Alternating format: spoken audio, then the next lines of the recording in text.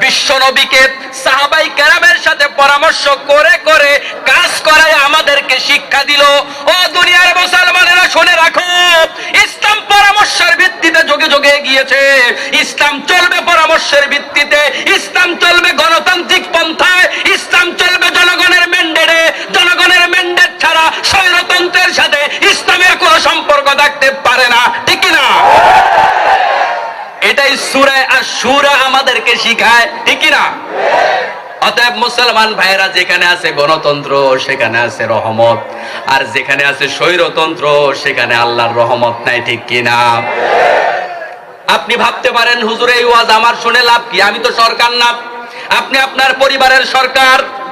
কুল্লুকুম রাইন ওয়া কুল্লুকুম মাসউলুন আন রায়াতিহি। তোমাদের প্রত্যেকেই সরকার, প্রত্যেকেই দায়িত্বশীল। আপনি আপনার ঘরের জন্য সরকার, আরেকজন সে তার গ্রামের জন্য সরকার, আরেকজন ফ্যাক্টরির সরকার, আরেকজন ওয়ার্ডের সরকার, আরেকজন ইউনিয়নের সরকার, আরেকজন থানার সরকার, আরেকজন জেলার সরকার, আরেকজন দেশের সরকার। তাহলে সরকার বিভিন্ন রকম হতে পারে। আপনি ভাবছেন আপনি সাধারণ মানুষ, আপনার অধীনেও কিছু লোক আছে না নাই? তাহলে আপনিও সরকার, আপনিও স্বৈরাচারী হবেন না। আপনি কাজ করার সময় আপনার জনগণের ম্যান্ডেট গ্রহণ করবেন। এটাই সূরা আশ-শূরা আমাদের শিক্ষা দেয়, ঠিক কিনা? জনগণের অধিকার হরণ করা যাবে না, জনগণের রায় চুরি করা যাবে না, এটা সূরা আশ-শূরা আমাদেরকে শিখায় না, ঠিক কিনা? আমার মুসলমান ভাইয়েরা, এবার আসুন আল্লাহ তাআলা কি বলেছেন আমরা সরাসরি শুনছি। আল্লাহ রাব্বুল আলামিন বলেন, শারা'a লাকুম মিনাদ-দীন। তিনি এই দিনকে তোমাদের জন্য নির্ধারণ করে দিয়েছেন, দিন তোমাদের জন্য বিধিবদ্ধ করে দিয়েছেন। কোন দিন? ওই দিনটার ব্যাপারে আল্লাহ তাআলা বলছেন, মা ওয়াসা বিহি নূহা। এই দিনটা যেটা তোমাদেরকে বিধিবদ্ধ করে দিয়েছেন, এই দিনের ব্যাপারে রব্বুল আলামিন নূহ আলাইহিস সালাতু ওয়াস সালামকে আগে ওয়াজ করেছে। নূহ আলাইহিস সালাতু ওয়াস সালামকে আগে ওসিয়ত করেছিল আল্লাহ তাআলা। এরপরে বলছেন, আওহাইনা ইলাইকা, আপনাকে ওই দিনের ব্যাপারে আমি ওহী করছি। ওয়া মা ওয়াসাইনা বিহি ইব্রাহিম, ইব্রাহিম আলাইহিস সালামকেও আমি একই দিনের কথা বলেছিলাম, একই দিনের ওসিয়ত করেছিলাম। ওয়া মূসা ওয়া ঈসা, মূসা আলাইহিস সালামকেও একই দিনের কথা বলেছিলাম, ঈসা আলাইহিস সালামকে একই দিনের কথা বলেছিলাম। একই দিন তাদের জন্য বিধিবদ্ধ করে দিয়েছিলাম। ওই দিনটা কি করবেন? আন আকিমুদ্দিন ওয়া লা তাতাফাররাকু ফি। আল্লাহ তাআলা বলছেন, ওই দিনটা কায়েম করুন, দিনটা কায়েম করুন। ওয়া লা তাতাফাররাকু ফি, এই ব্যাপারে কোনো মতপার্থক্য চলবে না। আমার মুসলমান ভাইয়েরা, আল্লাহ তাআলা চার নবীর উদাহরণ দিয়ে আর বিশ্ব নবীকে বলছেন, আমি আপনাকেও একই দিনের ব্যাপারে ওসিয়ত করছি, একই দিনের ব্যাপারে ওহী করছি, আর ওই দিনটা আপনি জমিনের মধ্যে কায়েম করে ফেলুন। এই ব্যাপারে কোনো মতপার্থক্য করা চলবে না। বন্ধুগণ, আল্লাহ রাব্বুল আলামিন অন্যান্য আমলের ব্যাপারে এমন কথা বলেন নাই যে তোমরা নামাজ পড়ো, পরস্পর নামাজ নিয়ে মত পার্থক্য করো না। আল্লাহ তাআলা এমনটা বলে নাই। তোমরা রোজা রাখো, পরস্পর মত পার্থক্য করো না। তোমরা হজ করো, পরস্পর মত পার্থক্য করো না। এমন কথা আল্লাহ তাআলা কি বলছে? কিন্তু আল্লাহ তাআলা বললেন, তোমরা দিন কায়েম করো, পরস্পর মত পার্থক্য করো না। এই কথা বলার মানে কি? এই কথা বলার মানে হলো, বন্ধু, বিভিন্ন আমলের মধ্যে মত পার্থক্য আছে এবং মত পার্থক্য আজীবন থাকতেই পারে। এই মত পার্থক্য থাকার মধ্যে কোনো দোষ নাই। যেমন ধরুন বন্ধুগণ, নামাজের বিভিন্ন মাসআলা নিয়ে মত পার্থক্য আছে না নাই? কেউ নামাজে হাত বাঁধে উপরে, কেউ বাঁধে মাঝখানে, কেউ বাঁধে নিচে, কেউ বা হাত ছেড়ে দেয়। কাবার ইমামের পেছনে এরকম 3-4 রকমের হাত বাঁধার লোক আছে না নাই? কাবার ইমাম সাহেবদের অনেকেই হাত উপরে বাঁধে, অনেকে আবার এইভাবে বাঁধে। যারা হাত উপরে বাঁধে, হজে যাওয়ার পরে কাবার ইমামরা কি এমন কথা বলেছে, আমার মতো যারা উপরে হাত বাঁধেন শুধু তারা আমার পিছনে নামাজ পড়েন, বাকিরা বাংলাদেশে চলে যান, বলছে নাকি? কিন্তু আমাদের বাংলাদেশে এমন কথা বলার মতো হুজুরও আছে না নাই? যারা বলে আমাদের মতো নামাজ পড়লে তারে ধাক্কাইয়া মসজিদ থেকে বাইর করে দেয়, আছে না নাই? আমার মুসলমান ভাইয়েরা, মত পার্থক্য থাকবে, হিংসা থাকবে না। হিংসা থাকতে পারবে না, মতপার্থক্য থাকবে, মতভেদ থাকবে, দলভেদ হবে না। আমাদের দল একটা, সেটা হলো ইসলাম। ইন্নাদ-দীন ইনদাল্লাহিল ইসলাম। দল হলো একটা, মত হলো একটা, পথ হলো একটা, রাস্তা হলো একটা, তার নাম হলো ইসলাম। বিভিন্ন ব্যাপারে আমাদের মতের ভিন্নতা থাকবে, কিন্তু আমাদের তরিকা ভিন্ন হলেও আমাদের মূল মন্ত্র, মূল ঠিকানা একটা, সেটা হলো ইসলাম। ঠিক কি না? আমার মুসলমান ভাইয়েরা, আল্লাহ তাআলা জানে আমাদের মধ্যে এরকম বিভিন্ন মতভেদ হবে, জানে না? জানে না? আর মতভেদ হওয়া তো বন্ধু খুব স্বাভাবিক, কারণ একই কথা এক এক মানুষ এক এক রকম বুঝে, আছে না নাই? আমি সম্ভবত এই মাহফিলে বনু কুরাইজার একটা উদাহরণ দিয়েছিলাম। বিশ্বনবী বনু কুরাইজা অভিযানে যেতে বললেন সাহাবায়ে কেরামকে, আর সাথে সাথে আদেশ করলেন, ও আমার সাহাবায়ে কেরাম, বনু কুরাইজায় গিয়ে আসরের নামাজ পড়বা। কোন নামাজ? মনোযোগিতা আছে? বনু কুরাইজায় গিয়ে আসরের নামাজ পড়বা। সাহাবায়ে কেরাম আদেশ পালনের জন্য দৌড়ে রওনা হলেন। পথিমধ্যে আসরের নামাজের টাইম শেষ, একেবারে শেষ পর্যায়ে। এবার সাহাবায়ে কেরাম এখনো বনু কুরাইজায় গিয়ে পৌঁছে নাই। দুই ভাগে বিভক্ত হয়ে গেল তারা। এক ভাগ বলছেন, ও আমার সাহাবায়ে কেরাম শোনো, নামাজ ওয়াক্ত মতো পড়া ফরজ, অতএব রাস্তায় আসরের নামাজ পড়ো, আল্লাহর নবী আদেশ করছে তো কি হয়েছে, মাগরিবটা আমরা বনু কুরাইজায় গিয়া পড়বো। আরেক দল সাহাবী বলল, শোনো, এটা নবীর আদেশ, নবীর আদেশ পালন করা ফরজ। নবী বলছে বনু কুরাইজায় গিয়ে আসর পড়তে, নামাজ থাকলে থাক, গেলে যাক, ওখানে গিয়ে আসরের নামাজ পড়বো। দল হয়েছে কয়টা? তারা কি আপনার আমার মতো সলিমউদ্দিন ছিল? আল্লাহর নবীর সাহাবী, তাদের নামের সাথে একটা ডিগ্রি আছে। ওই ডিগ্রিটা কি? রাদিয়াল্লাহু আনহু ওয়া রাদু আন। আল্লাহ তাদের উপর খুশি, তারাও আল্লাহর উপর খুশি। কোন সাহাবীর উপর খুশি? এই পক্ষের উপরও খুশি, ওই পক্ষের উপরেও আল্লাহ খুশি। এমন না যে যারা পক্ষে আছে তাদের উপর খুশি, যারা বিপক্ষে তাদের উপর খুশি না, এমন না। সব সাহাবীদের উপর আল্লাহ খুশি। আল্লাহু আকবার। এখন বন্ধুগণ বলুন, আল্লাহ পাকের এত প্রিয় মানুষ, যারা আকাশের তারকার তুল্য, ওই সাহাবায়ে কেরাম দুই ভাগে বিভক্ত হয়ে এক ভাগ রাস্তায় আসরের নামাজ পড়লেন, আরেক ভাগ বনু কুরাইজায় গিয়ে আসরের নামাজ কাজা করে আসর মাগরিব একসাথে পড়লেন। আমলটা কি একরকম হইছে না দুই রকম? কয় রকম? তারা কারা? সাহাবায়ে কেরাম। এবার বিশ্ব নবীর কাছে গেলেন, ইয়া রাসূলুল্লাহ, আপনি আদেশ করেছেন আমাদেরকে এখানে এসে আসর পড়ার জন্য, কিন্তু সময় কুলায় নাই, আমরা আসর কাজা করেছি। আরেক ভাগ গিয়া বলে, ইয়া রাসূলুল্লাহ, আপনি তো এমন আদেশ করেছিলেন, কিন্তু আল্লাহর আদেশের কারণে আপনার আদেশটা পালন করতে পারি নাই। হুজুর, কোন দল ঠিক, কোনটা ঠিক? বিশ্বনবী সাল্লাল্লাহু আলাইহি ওয়াসাল্লাম কোনো কথাই বললেন না, চুপচাপ থাকলেন, চুপচাপ থাকলেন।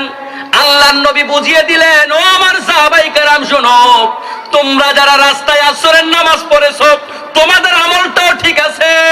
তোমরা যারা বনু কুরাইজায় গিয়ে আসর কাজা করে আসর মাগরিব একসাথে পড়েছো, তোমাদের আমলটাও ঠিক আছে, কোনো আমল ভুল হয় নাই। সুবহানাল্লাহ। বন্ধুগণ, এই ঘটনা কেন টেনে আনলাম শুনুন।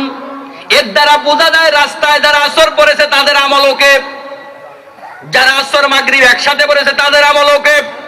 এতে বোঝা গেল একই জিনিস দুই ভাবে শুদ্ধ হতে পারে, এতে দোষের কিচ্ছু নাই। অতএব আপনি আপনার দলে আপনার মতো আমল সবাইকে করতে বলবেন, এই কথাটাই সমাজের মধ্যে ফিতনা ফাসাদ তৈরি করে, ঠিক কিনা? আমাদের সমাজের মধ্যে এখন ফিতনা ফাসাদ এতটাই বেড়ে গেছে, হানাফি আমল আলেম যারা আছে এদের অনেকে এমন কথা বলে যে যারা হাত উপরে বাঁধে আমিন জোরে বলে ধাক্কাইয়া মসজিদ থেকে বের করে দে। আর জিজ্ঞেস করবো বুখারীর কোন জায়গায় পাইছে? আছে না নাই? আমার মুসলমান ভাইয়েরা, হাত কেন উপরে বাঁধলো, আমিন কেন জোরে বললো, এজন্য ধাক্কাইয়া বের করে দিতে হবে। আমি আপনাদের জিজ্ঞেস করি, কেউ যদি হাত নাই বাঁধে মালিকি মাযহাবের মতো, আর যদি আমিনটা নাই বলে জোরে আস্তের কিলাকিলির ঠেলায় যদি বলে বেটা আমিনি আমি কমু না, নামাজ কি হবে না? তাহলে যেটা না হইলেও নামাজ হয় ওইটা নিয়ে আমরা এক দল আর এক দলকে মসজিদ থেকে বের করে দিছি। আবার আরেক দল শায়েখ জোরে আমিনের ফজিলত এমন বুঝাইছে জনগণ কয় এটা সহিহ হাদিসে আছে হুজুর, এমন ভাবে বুঝায় মনে হয় যেন জোরে আমিন না কইলে নামাজটাই হবে না, হাত উপরে নামাজলে মনে নামাজই হবে না। অতএব ওই মসজিদে যেহেতু জায়গা দেয় না, আমাদেরকে আলাদা একটা মসজিদ বানাইতে হবে, আহলে হাদিস মসজিদ। আছে না নাই? দুই পক্ষের বাড়াবাড়ি আছে না নাই? কিন্তু কাবার ইমামের পেছনে এত রকমের নামাজি, কাবার ইমামরা কোনোদিন বলে না যারা নিচে হাত বাঁধছেন বাংলাদেশ থেকে আইসা ওরা বাংলাদেশে চলে যান, এভাবে মক্কায় নামাজ পড়া চলবে না, এমন কথা কাবার ইমামরা বলছে।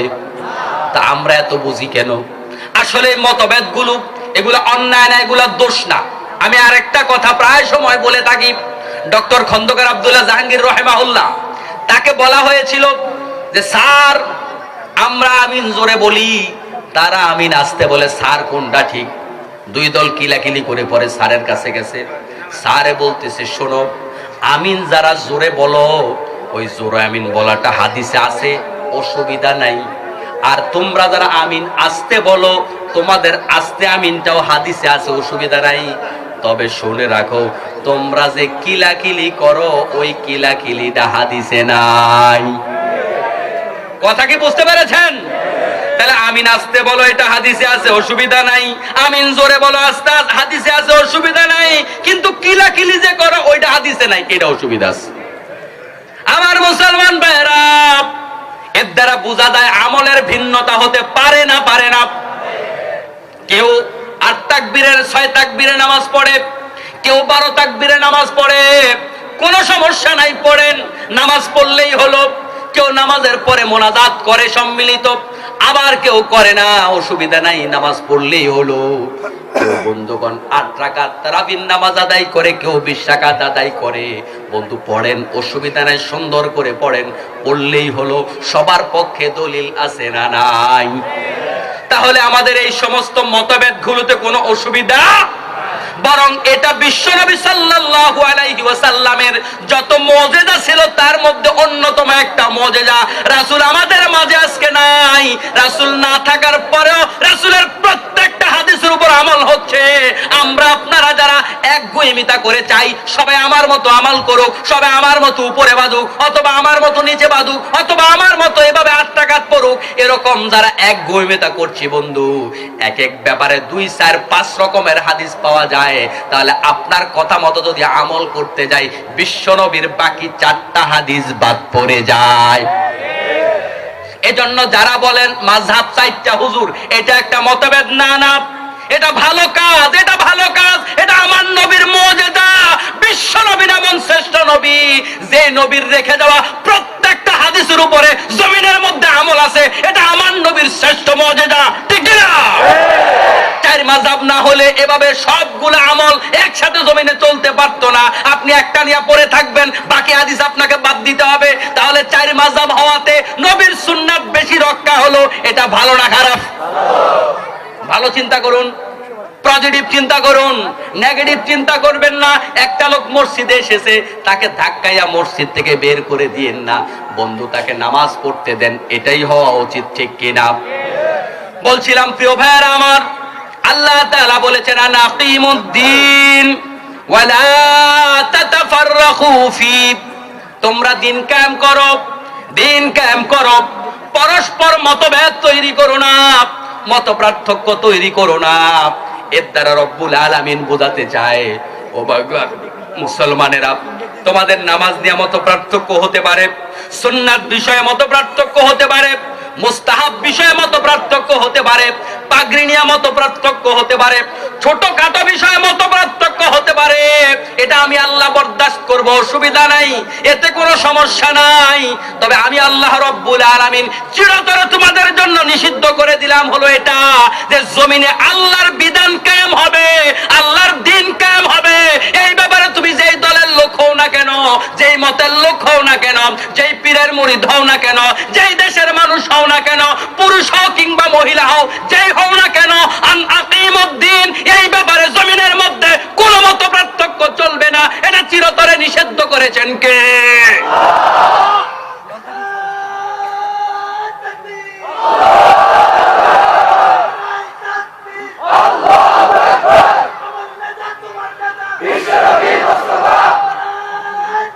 আমার মুসলমান ভাইয়েরা, তাহলে বুঝা গেল সব ব্যাপারে কথা থাকতে পারে।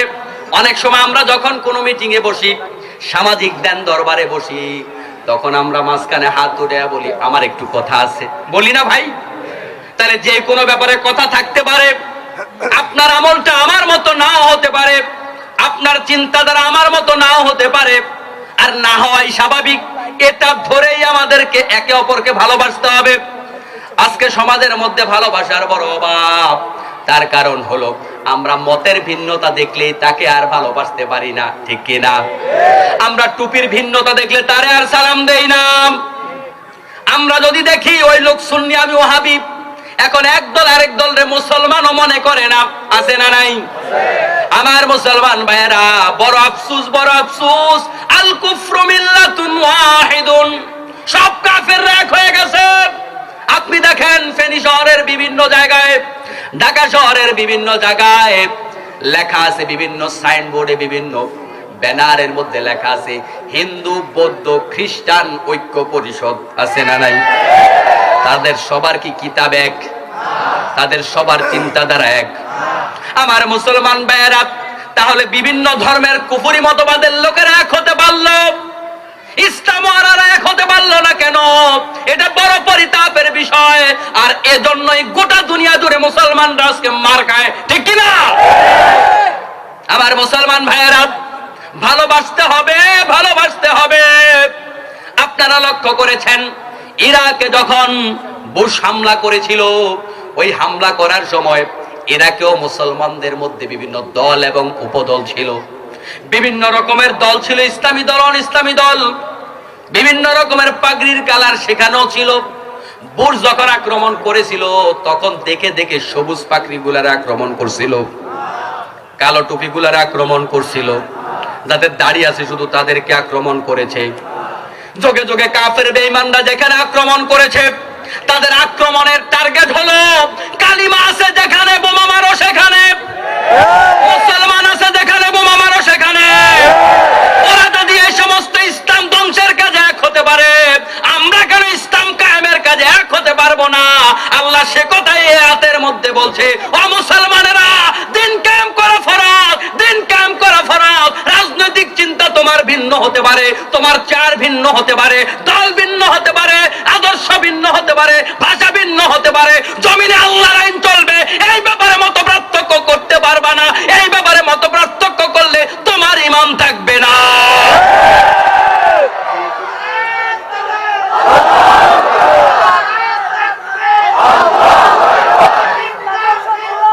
আমার মুসলমান ভাইয়েরা, আমার মুসলমান ভাইয়েরা, আল্লাহ তাআলা বলছেন আন আকিমুদ্দিন, দিন কায়েম করো।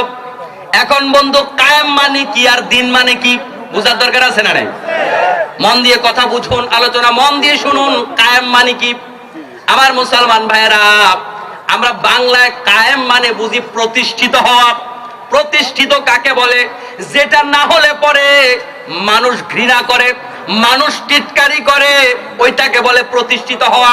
এক্সাম্পল, যেমন ধরুন আমাদের সমাজের মধ্যে লুঙ্গি পরা, গায়ে শার্ট দেয়া, এটা প্রতিষ্ঠিত, আছে না নাই? এখন কোন মানুষ যদি লুঙ্গি ছাড়া চা দোকানে যায়, চা দোকানদার তারে বসতে দিব? কেন বসতে দিবে না? বেটা তো টাকা দিয়েই চা খাবে, কেন দিবে না? কারণ সে অসামাজিক। লুঙ্গি প্রতিষ্ঠিত, প্রতিষ্ঠিত জিনিস ছেড়ে দিলে সে অসামাজিক হয়ে যায়। কথা কি বুঝে আসে? প্রতিষ্ঠিত জিনিস ছেড়ে দিলে সে আর সামাজিক থাকে না। লুঙ্গি ছাড়া লোকের কাছে আপনার মেয়ে বিয়ে দিবেন? লুঙ্গি ছাড়া লোকের ভোট দেবেন? লুঙ্গি ছাড়া লোকের টাকা পয়সা ধার দেবেন? লেনদেন করবেন? কাজ কারবার করবেন? কেন করবেন না? লোক যদি ভালো হয় তাও করব না, কারণ সে অসামাজিক, সামাজিক শৃঙ্খলা ভঙ্গ করেছে, কারণ লুঙ্গি প্রতিষ্ঠিত আছে, ঠিক কিনা? তাহলে লুঙ্গি ছাড়া লোকের সাথে লেনদেন নাই, কাজ কারবার নাই, ভোট দেব না, মেয়ে বিয়ে দেব না, কোন ধরনের সম্পর্ক করব না, বন্ধুত্ব করব না, কাছেও বসতে দিব না, মাহফিলও আসতে দেব না, ঠিক কিনা? কারণ লুঙ্গি প্রতিষ্ঠিত। আবার মুসলমান ভাইরা, আল্লাহ তাআলা কোরআনুল কারীমের জায়গায় জায়গায় বলেছেন আকিমুস সালাত, আকিমুস সালাত, নামাজ কায়েম করো, নামাজ কায়েম করো। তার মানে নামাজটা যেন এমন কমন ভাবে কায়েম হয়ে যায়। লুঙ্গি যারা লোককে যেমন তুমি জায়গা দাও না, তার সাথে বসো না, তার সাথে লেনদেন করো না। নামাজ ছাড়া যেই ব্যক্তি আছে, নামাজ কায়েমের অর্থ হলো নামাজ ছাড়া মানুষটা অসামাজিক লোক, তার সাথে লেনদেন নয়, তার সাথে কাজ কারবার নয়, তার সাথে সামাজিকতা নয়, তাকে মেম্বার বানানো নয়, তাকে চেয়ারম্যান বানানো নয়, তার সামাজিক কোনো মর্যাদাই থাকবে না। এর নাম হলো নামাজ কায়েম করা।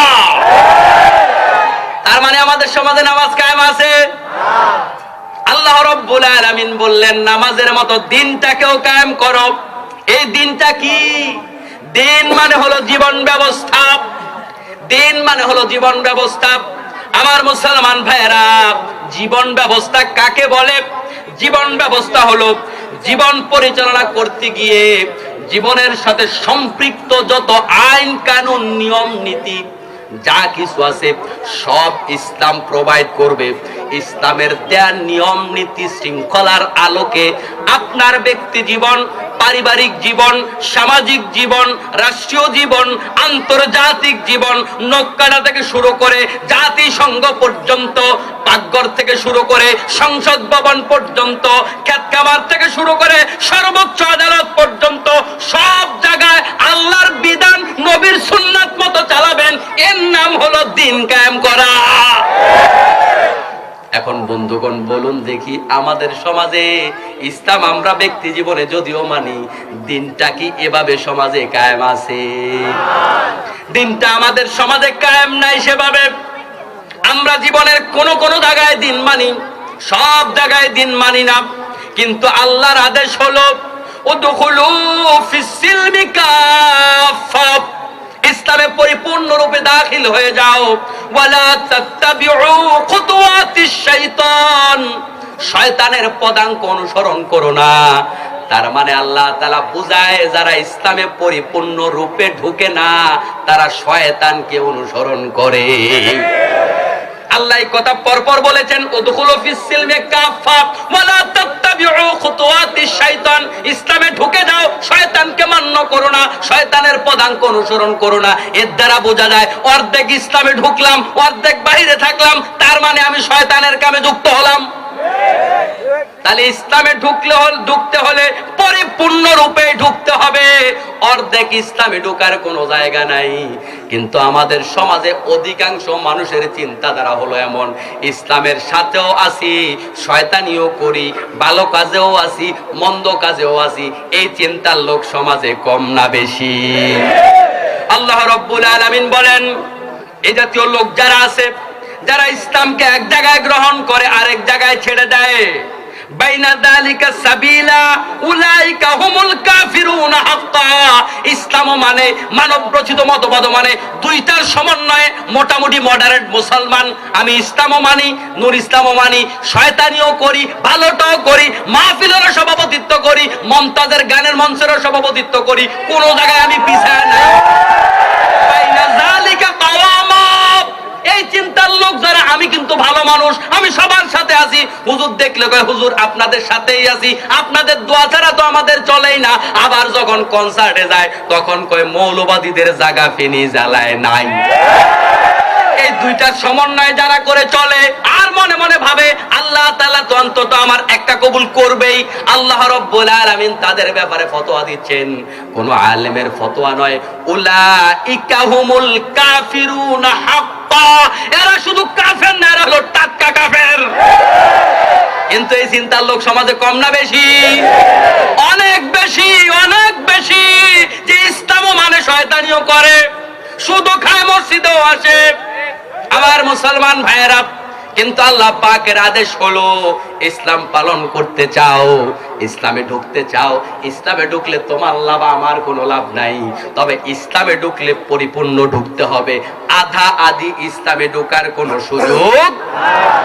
আমার মুসলমান ভাইয়েরা, আধা আধি ইসলামে ঢুকে আল্লাহর জান্নাত পাওয়া যাবে না, আল্লাহর জাহান্নাম থেকে মুক্তি পাওয়া যাবে না। কারণ হলো এরকম অর্ধেক ইসলামে ঢুকে বিশ্ব নবীর সাথে যারা পেছনে ছিল, আল্লাহ নবী সাল্লাল্লাহু আলাইহি ওয়াসাল্লাম তাদেরকে মুনাফিক হিসাবে চিহ্নিত করেছিল। বিশেষ করে ব্যক্তি জীবনে ইসলাম মানা, সমাজ জীবনে ইসলাম না মানা, আল্লাহ তাআলা তাদেরকে মুনাফিক হিসাবে স্বীকৃতি দিয়েছেন। ঠিক কি না? আমাদের সমাজে এই লোক তো অনেক বেশি, অনেক বেশি। আমার মুসলমান ভাইয়েরা, আল্লাহ তাআলা বলেন শারা'a লাকুম মিনাদ দ্বীন, দ্বীনকে তিনি আইন করে সিদ্ধ করে দিয়েছেন।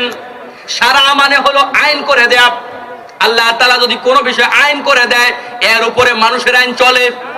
কথা কন না। আল্লাহর উপরে আইন কেউ দিতে পারে? কিন্তু বড় আফসোসের বিষয় হলো মানুষ এখন মানুষের আইনকে যতটা না সম্মান করে, আল্লাহর আইনকেও ততটা সম্মান করে না।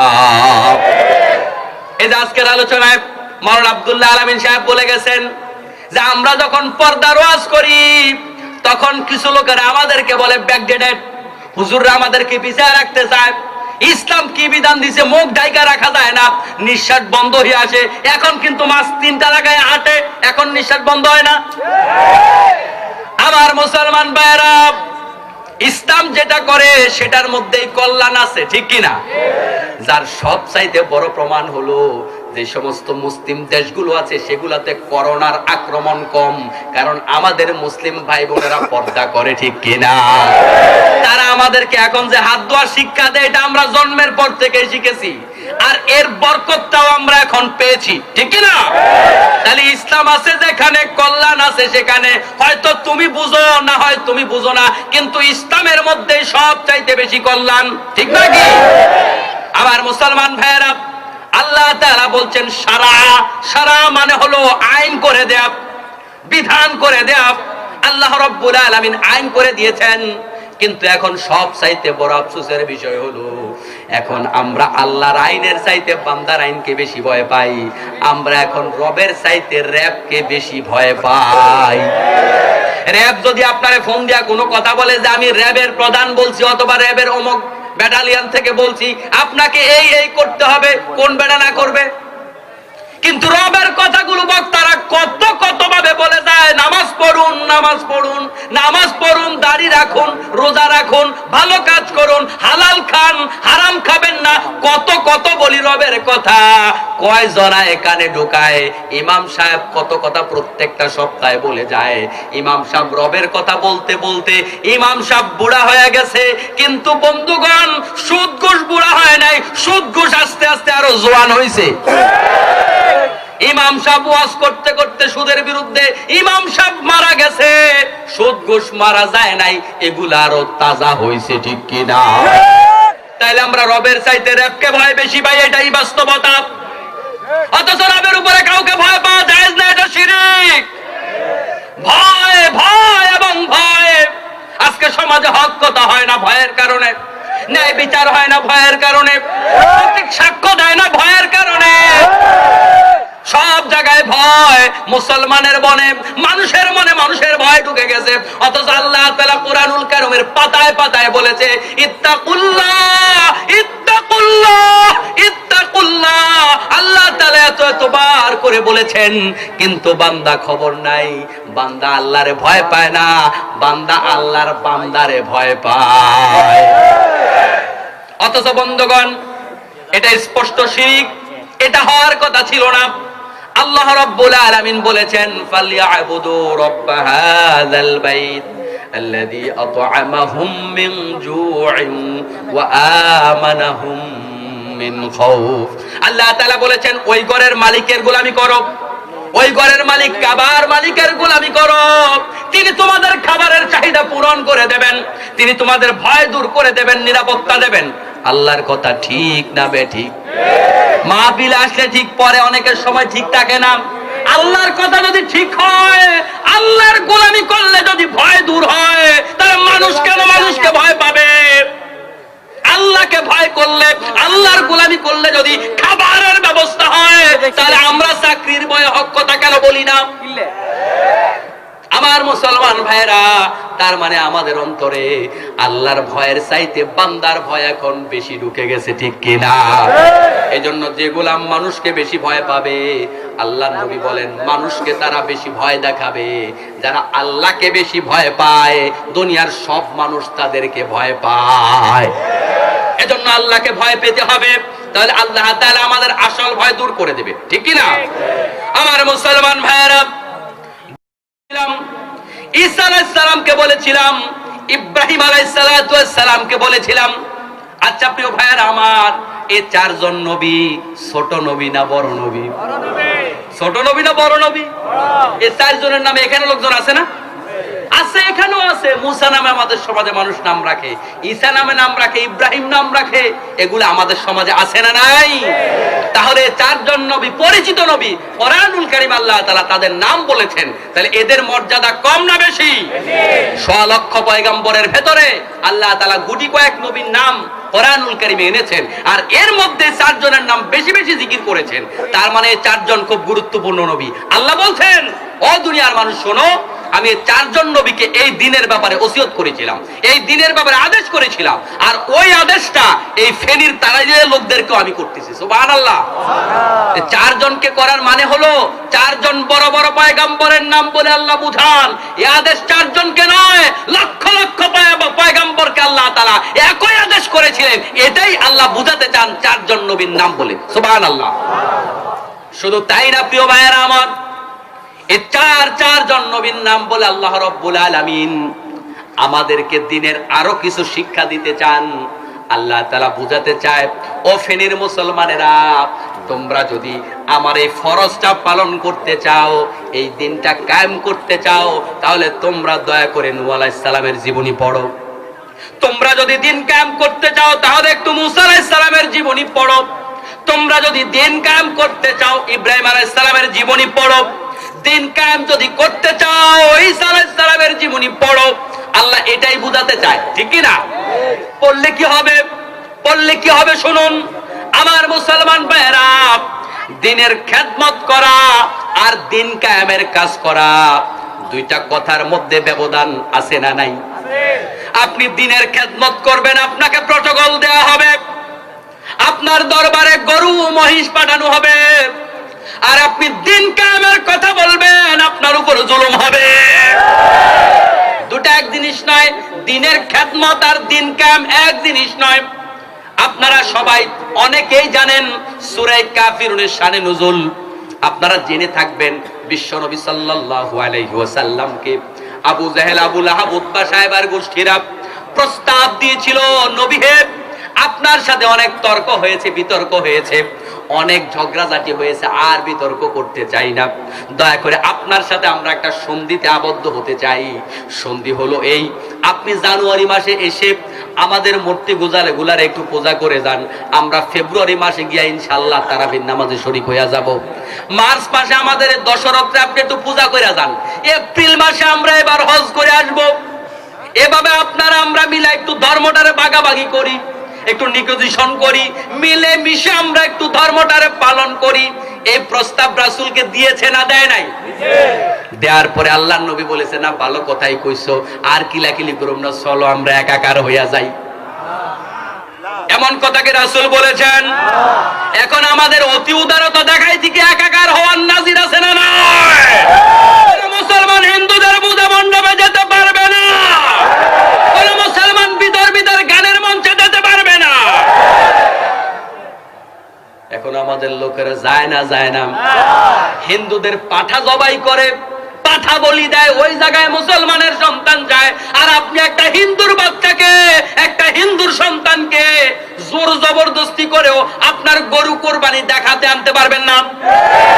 বড় আফসোস, বড় আফসোস, আমরা আমাদের ধর্মকে আজকে বিলিয়ে দিচ্ছি, অথচ তিনারা আসে না, তিনারা তিনাদের ধর্মকে সম্মান করে। আমরা তাদের বিরোধী নই, তাদের ধর্ম তারা পালন করবে, ইসলামে বাড়াবাড়ি নাই। আমরা তাদের ধর্ম থেকে জোর করে আমরা কোন ধর্মের লোককে আমাদের কাছে আনতে চাই না। আমরা তাদেরকে স্বাধীনতা দিতে চাই, ইসলাম স্বাধীনতা দিয়েছে, আমরা প্রয়োজনে তাদেরকে নিরাপত্তাও দিতে চাই, কিন্তু তাদের ধর্মের সাথে আমরা একাকার হতে পারি না। সমাজের বিভিন্ন নেতৃবৃন্দ, মেম্বার, চেয়ারম্যান, এমপি নেতৃত্বের জন্য, রাষ্ট্রীয় দায়িত্বের কারণে, নিরাপত্তার কারণে তারা হয়তো যেতে পারেন, সেটা ভিন্ন কথা, সেটা নিরাপত্তার জন্য যাবেন। তাই বলে সেখানে গিয়ে আপনি ঢোল তবলা পিটাবেন, সেখানে গিয়ে প্রসাদ খাবেন, বিধর্মীদের অনুষ্ঠান গিয়ে প্রসাদ খাওয়া এটা কোন মুসলমানের জন্য জায়েজ নাই। বিধর্মীদের অনুষ্ঠানে গিয়া একত্বতা পোষণ করলে ঈমান থাকে না।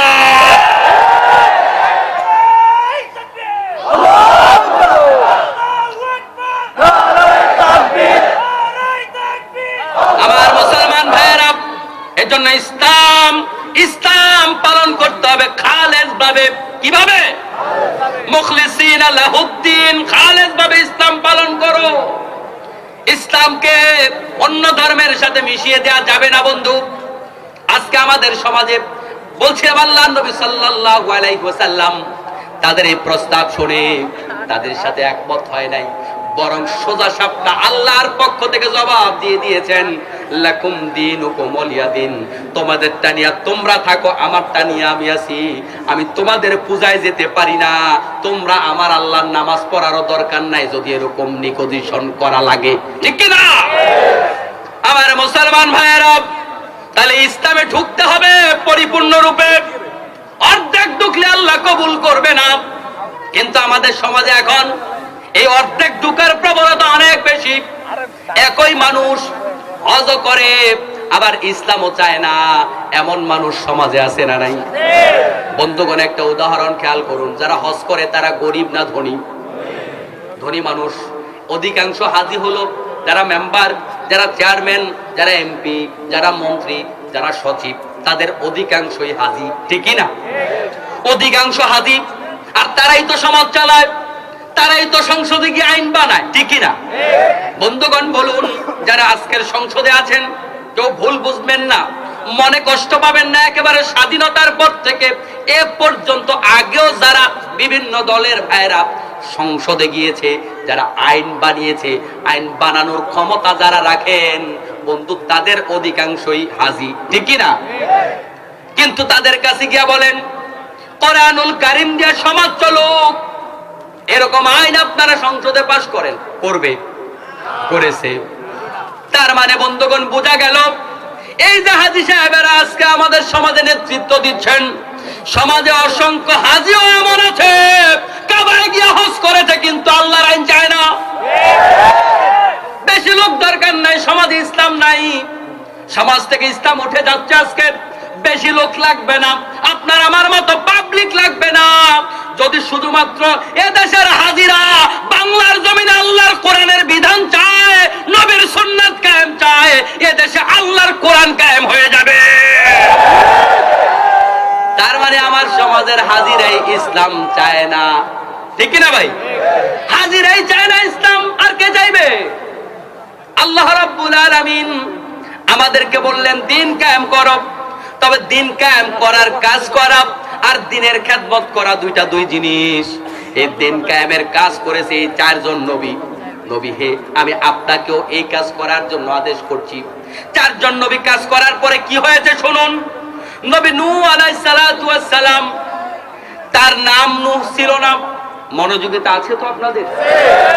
নবী নূহ আলাইহিস সালামের নাম নূহ ছিল না, তার নাম ছিল আব্দুল গাফফার। কি নাম? শুনছেন পেছনের ভাইয়েরা? কি নাম? নবী নূহ আলাইহিস সালাতু ওয়াস সালাম, তার নাম ছিল আব্দুল গাফফার। নূহ নাম কিভাবে হলো? নূহ শব্দের অর্থ হলো ফুফিয়ে ফুফিয়ে কাদা। কিভাবে কাদা? বাচ্চাদেরকে বেশি মারলে ফুফা ফুফা কাঁদে, আছে না? বাবা মেরেছে, মায়ের কাছে যাওয়ার পরে একটু সান্ত্বনা পেলে কান্না থেমে যায়। কারণ অনেক সময় এমন আছে বাবা একটু আদর বেশি করে, আবার কারো কারো মা একটু আদর বেশি করে, বাবা শাসন বেশি করে, আছে না? একজনে মারলে বাচ্চার আরেকজনের কাছে যায়, এটাই তো বাচ্চাদের স্বভাব। কিন্তু যখন দুইজনেই মারে তখন বাচ্চা কষ্টের দুঃখে ফোফায়া ফোফায়া কাঁদে, আছে না নাই? এটাকে আরবিতে বলে নূহ। এখন নূহ আলাইহিস সালামের নাম নূহ কিভাবে হলো? নূহ আলাইহিস সালাতু ওয়াস সালামের নামটা বন্ধু এমন একটা নাম, তার নামের সাথে বিশাল একটা নির্যাতনের ইতিহাস জড়িত, আন্দোলনের ইতিহাস জড়িত, কষ্টের ইতিহাস জড়িত। এই নূহ আলাইহিস সালাতু ওয়াস সালাম যখন তার জাতির লোকদেরকে দাওয়াত দিয়েছিল, সকালবেলা যখন দাওয়াত দিতে যেত তার জাতির লোকেরা তারে পিটা পিটা রক্তাক্ত করত। যখন দুপুরে দাওয়াত দিতে যেত তার জাতির লোকেরা তারে পিটা পিটা রক্তাক্ত করত। সারাদিন নূহ আলাইহিস সালাতু ওয়াস সালামকে মেরে মেরে বস্তা বন্দি করে, কাঁথা কাপড় দিয়া বন্দি করে তাকে পাহাড়ের পাদদেশে নিয়ে ফেলে দিয়ে আসতো। পরের দিন সকালবেলা আবার নূহ আলাইহিস সালাতু ওয়াস সালাম দাওয়াতি কাজ শুরু করত। আবার পরের দিন এভাবে মার খেত। একদিন দুই দিন নয়, বছরের পর বছর এভাবে মার খেয়ে গেল, মার খেয়ে গেল। নবীরাও মানবিক দুর্বলতার ঊর্ধ্বে নয়, নবীদেরও ব্যথা লাগে, নবীদেরও কষ্ট লাগে। তার জাতির লোকদের আচরণে, তার জাতির লোকদের নির্যাতন নিপীড়নে নবী নূহ আলাইহিস সালাতু ওয়াস সালাম কষ্টে দুঃখে ফোফা ফোফা কাঁদতেন। তার এই কষ্ট আর দুঃখ দেখে রব্বুল আলামিন তার নামটাই কবুল করেছেন নূহ হিসাবে। আল্লাহু আকবার। তার মানে কি বুঝলেন? তার নামটাই একটা নির্যাতনের ইতিহাস জড়িত, ঠিক কিনা? নামটাই একটা ইতিহাস। তার নামই হলো ফুফায়া ফুফায়া কাদা। সারাক্ষণ মারতো, সারাক্ষণ গালি শুনতো। আমার মুসলমান ভাইরা, আল্লাহ রাব্বুল আলামিন নূহ আলাইহিস সালামকে আমাদের নবী বানায় নাই, নূহ আলাইহিস সালামের উপর কিতাব নাজিল করে নাই। এই নূহ আলাইহিস সালামের ঘটনা আপনাদেরকে ঘুম পাড়ানোর জন্য আল্লাহ শোনায় না। আল্লাহ বুঝাতে চায়, ও ফেনীর মুসলমানেরা শুনে রাখো, এই বাংলার জমিনে দিন কায়েমের কাজ যদি করতে চাও, নূহ আলাইহিস সালামের জীবনের দিকে তাকাও। তাকে বিনা কারণে, বিনা অপরাধে, বিনা অন্যায় মারতে মারতে রক্তাক্ত করেছিল, ফুফিয়ে ফুফিয়ে কেঁদেছিল। তোমরাও যদি বাংলার জমিনে দিন কায়েম করতে চাও, তোমাদের উপর ওই নূহ আলাইহিস সালামের মতো টর্চার আসবে, অত্যাচার আসবে, নির্যাতন আসবে, ঠিক কিনা?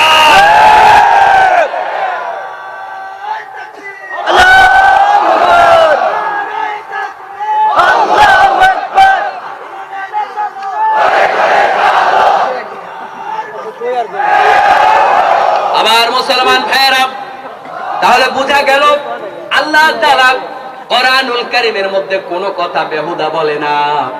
আল্লাহ তাআলা নূহ আলাইহিস সালামের কথা বলার কারণ আছে না নাই? এজন্যই বলেছেন নূহ আলাইহিস সালামের জীবনের দিকে তাকাও। দিন কায়েমের শপথ নিয়েছো তুমি, তুমি সমাজ পরিবর্তন করতে চাও, বিশ্বকে পরিবর্তন করতে চাও। ও মুসলমান, তুমি জান্নাতে যেতে চাও, গেলে একটু নূহ আলাইহিস সালামের দিকে তাকাও।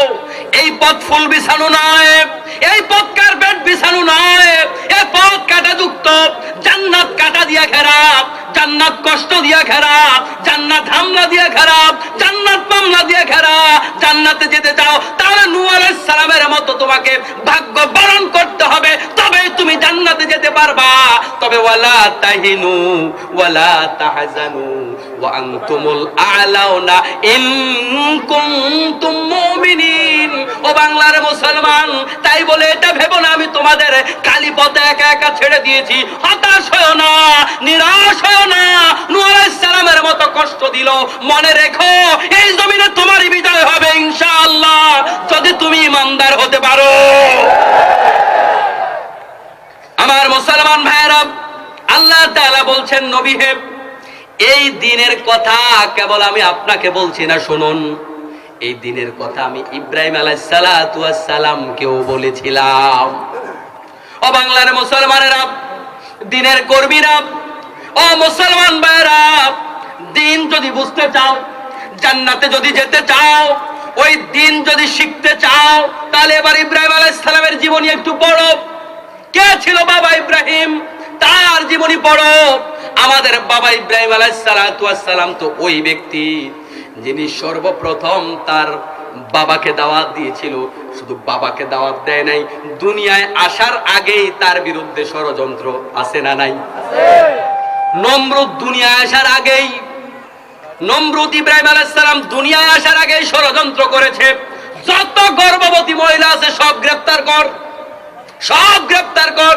কোন সন্তান, ছেলে সন্তান যেন জমিনে না আছে। সব গর্ভবতী মহিলাকে নমরুদ গ্রেফতার করেছে।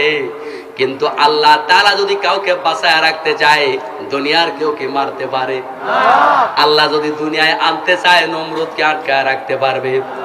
আল্লাহ বাঁচায় রাখলে মানুষ কি মানুষকে ফাঁসি দিয়ে মারতে পারে?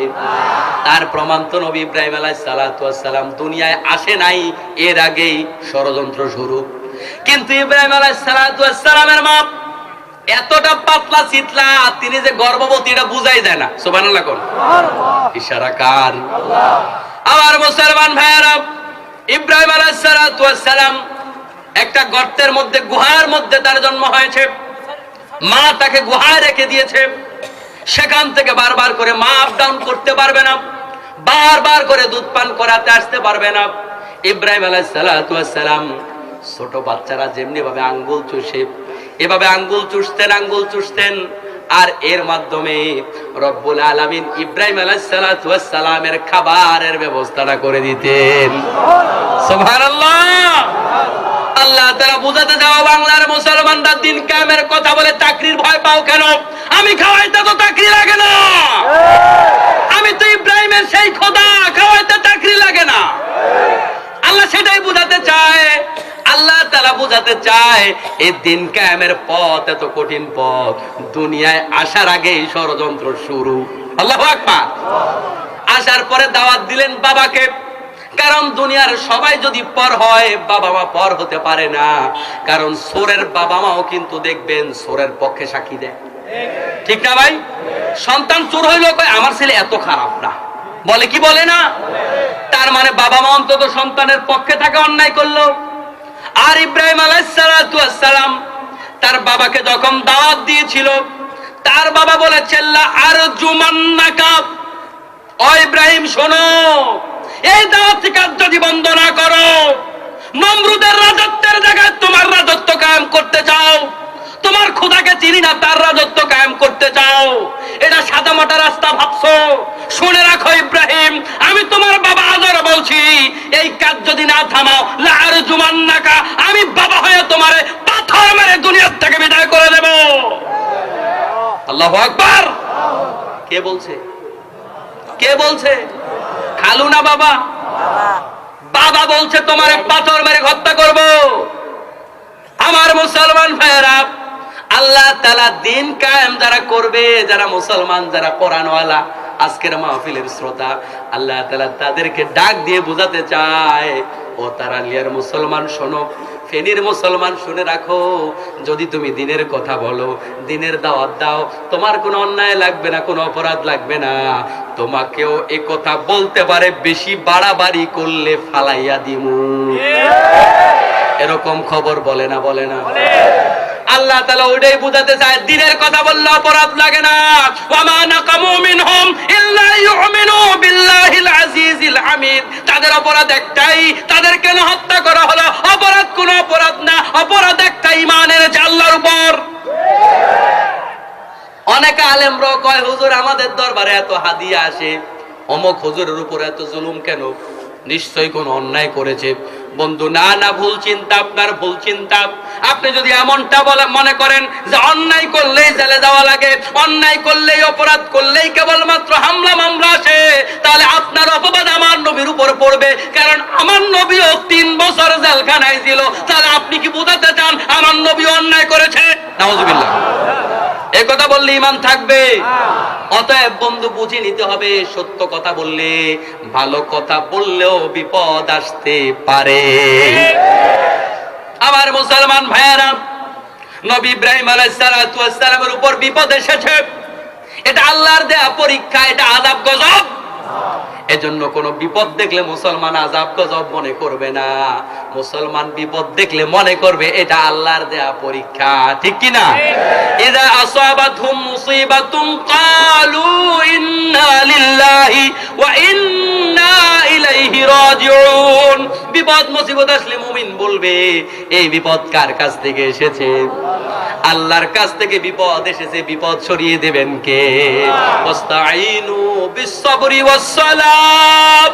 বিপদ এসেছে, নামাজে দাঁড়িয়ে যাও, আল্লাহর কাছে সাহায্য চাও, আল্লাহর কাছে সাহায্য চাও।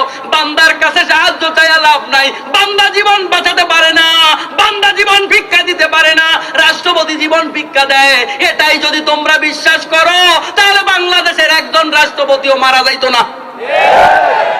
মারা যায় নাই, কাজ জীবন নিজেরটা রক্ষা করলো না কেন? অতএব জীবন বাঁচানোর মালিক কে? আমার মুসলমান ভাইয়েরা, তাই আসুন আল্লাহকেই আমরা ভয় করি। ইব্রাহিম আলাইহিস সালাম যেমনি ভাবে ভয় করেছেন, আল্লাহর উপরই ভরসা করি। ইব্রাহিম আলাইহিস সালাম যেমনি ভাবে আল্লাহর উপর ভরসা করেছেন, আল্লাহর উপর ভরসা যে ব্যক্তি করতে পারবে, রব্বুল আলামিন তার জন্য সব সফলতার দরজাগুলো খুলে দেবে। আমার মুসলমান ভাইরা, ইব্রাহিম আলাইহিস সালাতু ওয়াস সালাম দিনের কথা বলেছিলেন নাকি চুরি ডাকাতি করছেন? আচার ব্যবহার একটু খারাপ ছিল ইব্রাহিম আলাইহিস সালামের, মেজাজ একটু বেশি খারাপ ছিল, কথাবার্তা সুন্দর ছিল না, চেহারা সুরত সুন্দর ছিল না, দাওয়াতি কাজের যোগ্যতা একটুখানি কম ছিল। যেই যুগের যেই মানুষটা সবচেয়ে সুন্দর, যার ব্যবহার সবচেয়ে সুন্দর, যিনি সবচাইতে প্রাজ্ঞ, যিনি সবচাইতে যোগ্য, নেতৃত্বের গুণাবলী যার সবচাইতে বেশি, আল্লাহ তাআলা তাকেই নবী বানায়। সবচাইতে যোগ্য লোক ছাড়া আল্লাহ নবী বানায় না, ঠিক কি না? তার মানে সব যুগের সবচাইতে যোগ্য লোকটাই আল্লাহ নবী হয়। ইব্রাহিম আলাইহিস সালাতু ওয়াস সালাম এত ভালো মানুষ, এত প্রাজ্ঞ মানুষ, এত বড় মাপের নবী, যাকে আল্লাহ তাআলা মুসলিম জাতির পিতা বানিয়েছেন। সুবহানাল্লাহ। আমাদের জাতির পিতাকে ইব্রাহিম আলাইহিস সালাতু ওয়াস সালামের মতো পয়গম্বর দ্বীনের কথা বলেছেন, দ্বীনের দাওয়াত দিয়েছেন, ফলশ্রুতিতে তার বিরুদ্ধে মিথ্যা মামলা হলো। মিথ্যা মামলার সাজা স্বরূপ তাকে আগুনে ফেলে দেওয়া হবে। দীর্ঘদিন ধরে বিশাল বড় অগ্নিকুণ্ড তৈরি করা হলো। আর সেকালের যত মিডিয়া ছিল, আমাদের মতো ইলেকট্রিক প্রিন্টিং মিডিয়া ছিল না, মুখে মুখে যত মিডিয়া ছিল, সব মিডিয়ার মাধ্যমে ইব্রাহিম আলাইহিস সালামের বিরুদ্ধে এমন ভাবে অপপ্রচার করেছে, অপপ্রচার করতে করতে জনগণ অপপ্রচারগুলো আস্তে আস্তে বিশ্বাস করা শুরু করেছে। আমার মুসলমান ভাইয়ের, একটা মিথ্যা কথা বারবার বললে কখনো কখনো সত্য মনে হয়, ঠিক কি না? মিথ্যার দাপটে কখনো কখনো সত্য হারায় যায়, এরকম হয় না? তবে মিথ্যা চিরদিন স্থায়ী হয় না, সাময়িক বিজয় হতে পারে। যে কারণে মুসলমান ভাইয়েরা, ইব্রাহিম আলাইহিস সালাতু ওয়াস সালামের মতো পয়গম্বরের বিরুদ্ধে এত এত এত অপপ্রচার হয়েছে। অপপ্রচারের মাত্রা এত বেশি ছিল, পক্ষে কেউ নাই। জনগণ বিশ্বাস করা শুরু করলো আসলেই তো ইব্রাহিম খারাপ মানুষ। নাউজুবিল্লাহ। ইব্রাহিম খারাপ মানুষ, তার মতো খারাপ আর কেউ নাই। এত পাপিষ্ট মানুষ, তারে মারাই দরকার। নাউজুবিল্লাহ। মানুষের মাথায় এমন কথা সরকার ঢুকিয়েছে, রানিং সরকার। সরকারের এই অপপ্রচারে একটা পর্যায়ে ইব্রাহিম আলাইহিস সালাতু ওয়াস সালামের রাষ্ট্রের লোকেরা, দেশের লোকেরা বিশ্বাস করতে শুরু করলো। আবার কেউ কেউ এমন মানত করতে শুরু করলো, ইব্রাহিম যে এত পাপিষ্ট মানুষ, তারে তো মারাই দরকার। যদি আমার ছেলে তো হয় না, আমার মেয়ে হয় না, বহুদিন হলো, যদি আমার একটা ছেলে হয়, আমি মানত করলাম ইব্রাহিম রে পোড়ানোর জন্য 10 কেজি লাকড়ি দিব। নাউজুবিল্লাহ বলবেন না? ওয়াজ বুঝেন নাই? কথা বুঝেন নাই? যে আমার যদি ছেলে মেয়ে হয়, তাহলে ইব্রাহিমকে পোড়ানোর জন্য 10 কেজি লাকড়ি দিব। আরেকজন 10 বছর মামলায় পড়ে আছে, অনিয়ত করতেছে, আমার যদি মামলার থেকে খালাস পাই, তাহলে আমি 20 কেজি লাকড়ি দিব ইব্রাহিমকে পোড়ানোর জন্য। এভাবে মানুষ মানত করা শুরু করলো। বন্ধু, হাসির খোরাক নয়। আল্লাহর একজন নবী, একজন পয়গম্বরের বিরুদ্ধে জাতি কতটা অপপ্রচার করলে পড়ে একটা পয়গম্বরের বিরুদ্ধে জাতি এমন খারাপ ধারণা করতে পারে। যখন মানুষগুলো এমন নিয়ত করা শুরু করলো, আমার মুসলমান ভাইয়েরা, এমত অবস্থায় ইব্রাহিম আলাইহিস সালামের ঈমান বুঝি একটু নড়ে চড়ে গেছে, যে আমার পক্ষে কেউ নাই, আমি একটা ভালো মানুষ, চরিত্রবান মানুষ, আমার তারা এভাবে চরিত্রহীন ভাবা শুরু করলো। একটু নড়ে চড়ে বসছে নাকি ইব্রাহিম আলাইহিস সালাম? অটুট আছে না নাই? আল্লাহ তাআলা বাংলার মুসলমানদের বুঝায়, ও বাংলার মুসলমানরা শুনে রাখো, দ্বীনের কথা বলো, কোন অন্যায় লাগবে না, অপরাধ লাগবে না। মিডিয়া তোমাদের হাতে নাই, কি করবে? তোমাদের জানাকার বলা হবে, তোমাদের অপরাধী বলা হবে, মিথ্যা মামলায় জেলখানায় ঢুকিয়ে দেওয়া হবে। পিছপা হলো না, পিছপা হলো না। আমি ইব্রাহিম আলাইহিস সালাতু ওয়াস সালামের বাবা, আমি ইব্রাহিম আলাইহিস সালাতু ওয়াস সালামের খোদা, এখনো আছি, এখনো আছি। ইব্রাহিম আলাইহিস সালাতু ওয়াস সালাম যেমনি ভাবে তার পথ এবং মত থেকে এক চুল পরিমাণ বিচ্যুত হয় নাই, তোমরাও আল্লাহর দ্বীনের পথ থেকে বিচ্যুত হইও না। আগুনে ফেলে দেওয়া হলো ইব্রাহিম আলাইহিস সালাতু ওয়াস সালামকে। আগুনে ফেলে দেওয়ার পরে ইব্রাহিম আলাইহিস সালাম কি ঈমান হারা হয়েছে? আমার মুসলমান ভাইয়ের, আল্লাহ তাআলা আদেশ করে দিল, ইয়া নারু কুনি বারদাও ওয়া সালামান আলা ইব্রাহিম। ইব্রাহিম আলাইহিস সালামের এই আগুনকে আল্লাহ তাআলা আদেশ করে দিল, আগুন ইব্রাহিম আলাইহিস সালামের একটা পশম পোড়াতে পারবি না, বরং ইব্রাহিম আলাইহিস সালামের জন্য ঠান্ডা হয়ে যায়, এমন ঠান্ডা যেটা শান্তিদায়ক ঠান্ডা, তার মানে এসি হয়ে যা। সুবহানাল্লাহ। ইব্রাহিম আলাইহিস সালামকে যে আগুনের মধ্যে ফেলেছিল, আগুনের ক্ষমতা আছে না নাই? কিন্তু আগুন কার গোলাম? আগুন আল্লাহর আনুগত্য করে। ইব্রাহিম আলাইহিস সালামকে যে রশি দিয়ে বাঁধা হয়েছিল, প্রত্যেকটা রশি পুড়ে গেছে। ইব্রাহিম আলাইহিস সালামকে বাঁধা হয়েছিল, রশিগুলা পুড়ে পুড়ে ইব্রাহিম আলাইহিস সালামের হাতের এবং পায়ের বাঁধনগুলা খুলে গেল, কিন্তু ইব্রাহিম আলাইহিস সালামের গায়ের একটা পশমও পরা যায় নাই। আল্লাহ তাআলা এই ঘটনাগুলো তারালিয়ার মুসলমানকে কেন শোনায়? কেন শোনায়? কি প্রয়োজন? ইব্রাহিম আলাইহিস সালাম তো আমাদের নবী না। আল্লাহ বুঝায়, আগুনে ফেলে দিয়েছে, অসুবিধা নাই, তারপর ঈমান হারা হও না, আমি তোমাদের সাথে আছি। আল্লাহু আকবার।